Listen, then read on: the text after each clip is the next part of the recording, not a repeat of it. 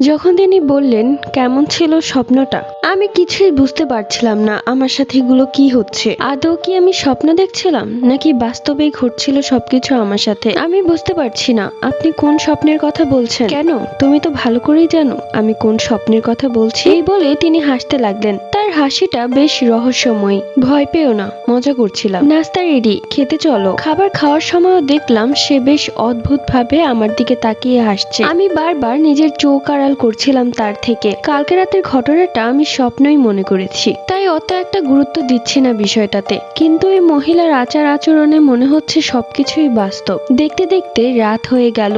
এখন কেন যেন রাতকে ভয় করে। রাত হলে এসব বাজে বাজে স্বপ্ন দেখি। প্রতি রাতে জেগে জেগে আমার অবস্থা খারাপ হয়ে যাচ্ছে। চোখের নিচে কালো দাগ পড়ে গেছে। রাত 3টার দিকে কানে এলো নূপুরের শব্দ। সারা ঘরে কেউ নূপুর পরে হাঁটছে।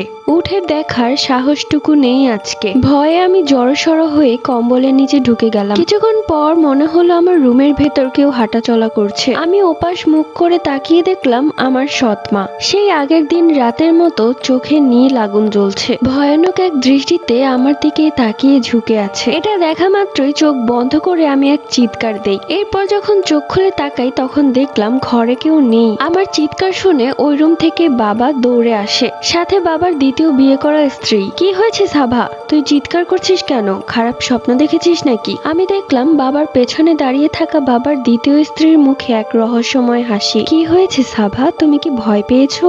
সাথে সাথে এক ঝলক তার চোখে নীল আগুন জ্বলতে দেখলাম। বাবাকে জড়িয়ে ধরে কাঁদতে লাগলাম আর বললাম যে মাকে স্বপ্ন দেখেছি। সেই রাতটা অনেক কষ্টে পার করেছি, কোনোভাবেই ঘুম আসছিল না। সকাল 6টা বাজে, তখন সবাই ঘুমিয়েছিল। আমি আমার ব্যাগ গোছাতে শুরু করলাম। আস্তে করে দরজা থেকে বেরিয়ে গেলাম। চলে গেলাম নানু বাড়িতে। নানু এত সকালবেলা আমাকে দেখে অবাক হয়ে গেলেন। এরপর নানুকে জড়িয়ে ধরে আমি কাঁদতে লাগলাম আর বললাম আমি ভালো নেই নানু, সেই বাড়িতে আমার ভয় করে খুব। এরপর শুরু থেকে শেষ অবধি আমি নানুকে সবকিছুই খুলে বললাম। নানুর ধারণা ছিল আমি তো প্রথম থেকেই তাকে দেখতে পারতাম না, তাই তাকে খারাপ বানানোর জন্য তার ব্যাপারে আমি এসব মিথ্যা কথা বানিয়ে বলছি। নানু আমাকে এটা সেটা বোঝাতে লাগলেন। জান্নাত ব্লগার, তুই এখন বড় হচ্ছিস, মায়ের ব্যাপারে কি কেউ এসব কথা বলে নাকি? নানুকে আমি কসম করে বললাম যা বলছি সত্যি বলছি। আমি তাকে পছন্দ করি না ঠিক আছে, কিন্তু আমার সাথে যা হচ্ছে আমি সেখানে থাকতে পারছি না। আমার দম বন্ধ হয়ে আসছে সেই বাড়িতে। এক পর্যায়ে নানু বলল ঠিক আছে আমি দেখব,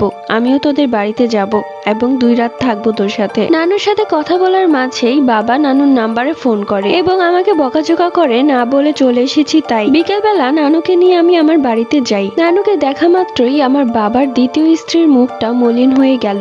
রিয়েল আইডি জান্নাত ব্লগার। পরবর্তী গল্প।